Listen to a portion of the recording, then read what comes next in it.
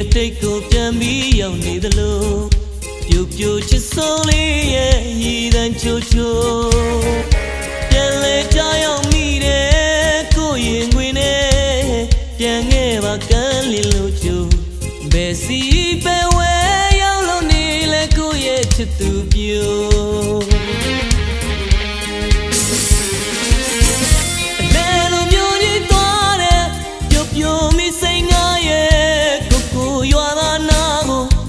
မလာတော့ဘူးလားခွေရင်တွေပူလို့လာတဲ့လေဘူးတွေကတိုက်တယ်ရွာဝင်လန်းကလေးကိုမျောကမိုင်ငေးရင်ခွေဘိုးပြပြရဲ့ဘလို့ဝေးကြွေးကိုတော့စမကုန်နဲ့